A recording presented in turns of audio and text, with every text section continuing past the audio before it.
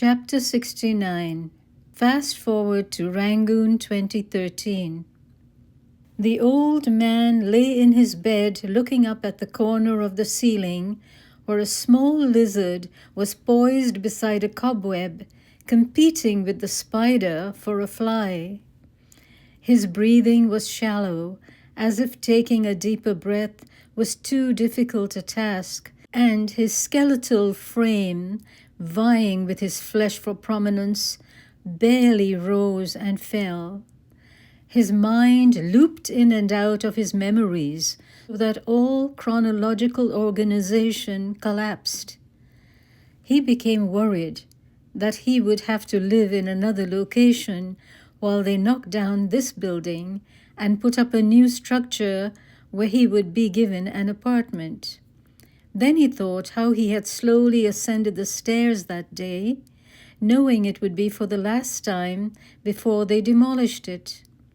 This structure had been his home since the beginning of his existence.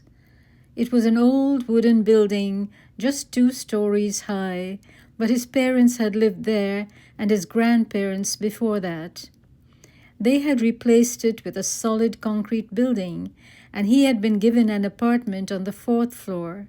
The steps leading down from this abode had a very narrow stairwell, and the risers were so high that he had to descend, maneuvering sideways, working his way down, 1 step at a time, afraid that his quaking knees might give way and his legs fold under him. What had been even more difficult was the ascent. He had to hobble up, lean against the pitted concrete wall, and pull upon the metal handrail to haul himself up.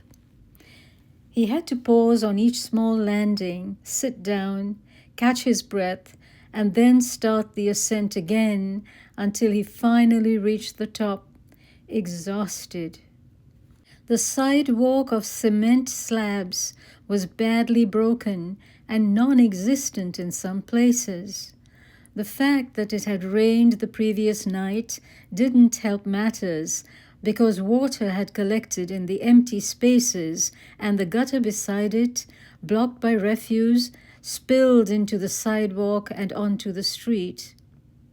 As he walked toward the market, a large rat slithered away into the alley, lured by the stench of rotting food, where garbage had been flung down from the upper floor windows of the apartment. That seemed like a very long time ago now, as he lay on the hard bed, and he remembered that for the last few years he had been unable to descend. His visitors diminished as they too grew old and weak, and as a result were unable to ascend or descend from their own confined spaces in similar towers which had no elevators. He was comforted by the thought that at least he didn't live alone. He remained connected with the family through his nephew, his nephew's wife, and their 2 young children, with whom he shared the 2 rooms, the bathroom, and the small kitchen. His mind sped over the many years of his life, the fleeting moments of joy and the long, arduous struggle to survive, now compressed into a minuscule slice of time. He thought about the arrogance of man, thinking himself superior to other creatures who, unlike humans, lacked the ability to comprehend the inevitability of their own demise. Yet, what was life, he wondered?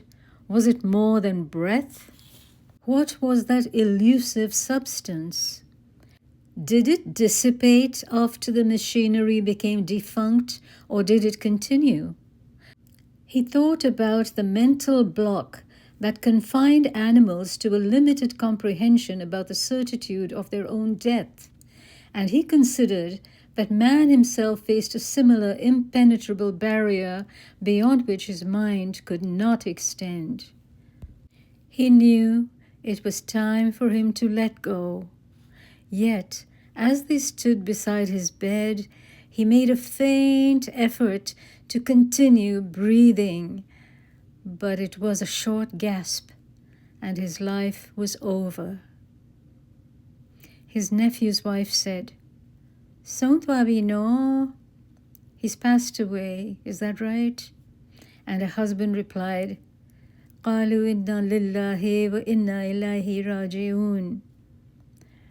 We belong to Allah and to Him we return. And she, remembering what she was supposed to say, repeated his words.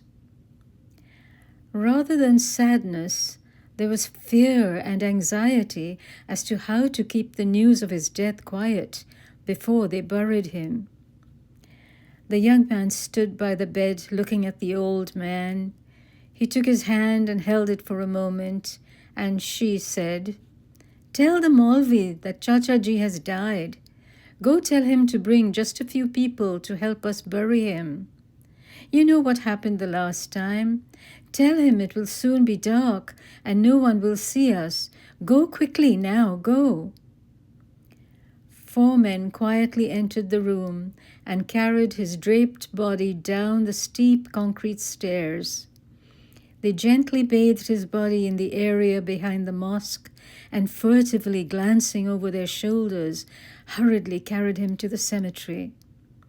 Suddenly there was a shout as a group of men carrying bamboo poles charged at them. Dropping the body unceremoniously to the ground, they ran helter-skelter, while blow upon blow descended upon their backs and their heads. In the morning, there was more than one body to bury. There is this disease that invades the soul and envelops it in darkness, so that the mind becomes blind to light and color. Reason sits on the outer edges of madness, as irrational cruelty propels man forward to do evil, while in every pagoda of this my land, the gentle Buddha weeps. Shall we then live in isolated pockets, holding close our own beliefs, our own ethnicity, unpolluted and pure?